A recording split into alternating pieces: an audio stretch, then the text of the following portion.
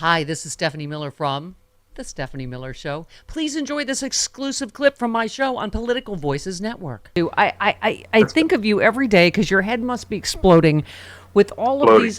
Josh Hawley tweeted, Israel's facing existential threat. Any funding for Ukraine should be redirected to Israel immediately. I mean, oh my God. How do we not have the moral clarity in this country, particularly in a party you used to be in, to say an unprovoked terrorist attack, whether it's on Ukraine or on Israel, is the same? And America stands with democracy. How did we get here, Malcolm? I just find it absolutely amazing how all of these Republicans have betrayed themselves to Vladimir Putin. Vladimir Putin, a KGB officer, who, by the way, is working with Iran. All right, and we actually have photographic evidence of PMC Wagner members with Hamas who were training with Hamas. So I don't want to hear it from Josh Hawley.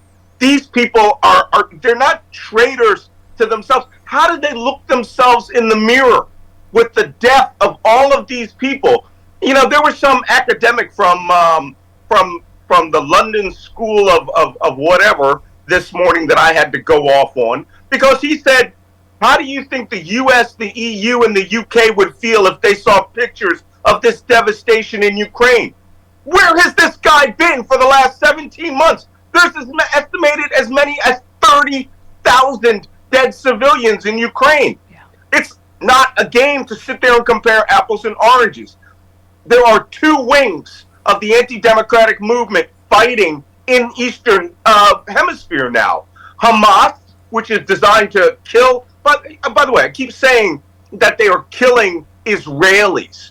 When they crossed that border, they went to a farm that had like 100 Thai workers in it and mass murdered everyone who was there from Thailand. It wasn't about Jews. There were Ethiopians who were killed there. There were sub-Saharan African workers that were killed there. They are an anti-democratic terrorist organization hell-bent on killing anyone who is not them. They will be eliminated. On the other hand, their sponsors, Iran and Russia, are attempting to do the exact same thing in Ukraine, an existential war. We have two existential wars, which means they are fighting to eliminate them as a people. And we have Josh Hawley, who is a moron, and this other idiot, this Dr. Andreas Krieg, both saying, oh, well, what would happen if, this happens in Ukraine? Hawley wants Ukrainian money cut so he could give Ukraine to Moscow. Mm-hmm. That's it. Malcolm, why? This is what I know there's some of us screaming about it. Obviously me, Mary Trump, others, but why is the mainstream media not focusing more? It obviously was in the New York Times that Trump shared Israeli intelligence with the Russians in the Oval Office, who I'm sure gave it to Iran, who gave it to Hamas. Are we going to get more actual proof of that? Is the mainstream media going to start covering this, do you think? I don't know, unless it comes out in the Israeli press. As I understand that it was about the capability of the Iron Dome missile defense system, which Hamas managed to overwhelm on the first day of firing. Yeah. They fired almost 4,000 rockets into Israel. Israel's literally running out of a weapon system that they were manufacturing.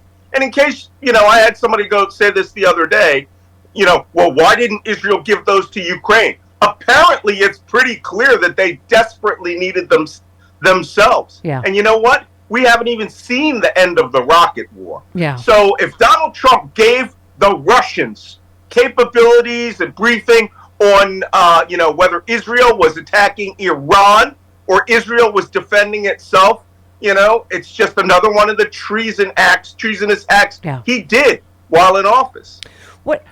Quickly, Israeli media reports now confirm the government did receive clear warnings from Egyptian intelligence about the imminent attack. Initially, Netanyahu's office issued a flat denial after the first report, but then reversed it. Also, in your piece, you put this, for Republicans blaming Biden, how about putting the blame where it belongs, Hamas and Netanyahu?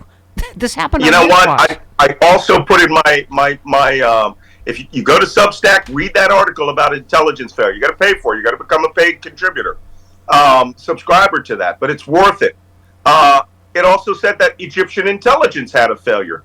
But apparently Egyptian intelligence felt something was going on. They couldn't put their finger on it. Yeah. There are dozens of underground secret tunnels between Egypt and Gaza. The money to get through there illicitly without any checks with the Egyptians is just too good. This is how they get, Iranian trainers there. This is how Hamas members come out and practice in the Sinai Desert with ISIS-backed Egyptian terrorist groups out there. Yeah. The Egyptians knew something was going on if they told Netanyahu, and Netanyahu was more concerned about subduing the West Bank, which is where he apparently moved 3 brigades from Gaza up to the West Bank. He needs to be held to account when this situation stabilizes.